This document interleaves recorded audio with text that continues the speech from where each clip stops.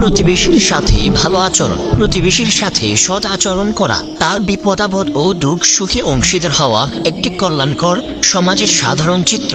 রাসূল সাল্লাল্লাহু আলাইহি ওয়াসাল্লাম সবসময় এই কাজটি করার চেষ্টা করতেন। রাসূল সাল্লাল্লাহু আলাইহি ওয়াসাল্লামের প্রতিবেশী তার চাচা আবু লাহাবের স্ত্রী নিয়মিতভাবে রাসূল সাল্লাল্লাহু আলাইহি ওয়াসাল্লামের দরজায় ময়লা আবর্জনা রেখে দিত। এই সকল বিষয় নিয়ে আল্লাহ রাসূল সাল্লাল্লাহু আলাইহি ওয়াসাল্লাম কখনো তাদের সাথে বিবাদে জড়াননি। প্রতিবেশীকে কষ্ট না দেওয়ার বিষয়ে রাসূল সাল্লাল্লাহু আলাইহি ওয়াসাল্লাম বলেন, আল্লাহর কসম সে ঈমানদার হবে না, আল্লাহর কসম সে ঈমানদার হবে না, আল্লাহর কসম সে ঈমানদার হবে না। জিজ্ঞেস করা হলো, ইয়া রাসূলুল্লাহ, কে সে? তিনি বললেন, যার প্রতিবেশী তার অনিষ্ট থেকে নিরাপদ নয়। অপর এক হাদিসে রাসূল সাল্লাল্লাহু আলাইহি ওয়াসাল্লাম বলেন, যে ব্যক্তি আল্লাহ ও পরকালের প্রতি বিশ্বাস রাখে সে যেন তার প্রতিবেশীকে কষ্ট না দেয়। প্রতিবেশীর হক আদায় ও সুসম্পর্ক তৈরির লক্ষ্যে রাসূল সাল্লাল্লাহু আলাইহি ওয়াসাল্লাম আরো বলেন, তোমরা যখন তরকারি রান্না করবে তাতে ঝোল বাড়িয়ে দাও এবং তা প্রতিবেশীদের মাঝে বিতরণ করো।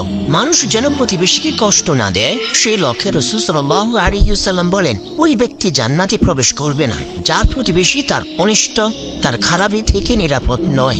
আবার প্রতিবেশী খোঁজ খবর রাখার বিষয়ে উদ্বুদ্ধ করতে গিয়ে আল্লাহ রাসূল সাল্লাল্লাহু আলাইহি ওয়াসাল্লাম বলেন, ওই ব্যক্তি ঈমানদার নয় যে ব্যক্তি তৃপ্তি সহকারে পেট পুরে খায় অথচ তার পাশেই তার প্রতিবেশী ক্ষুধার্ত থাকে।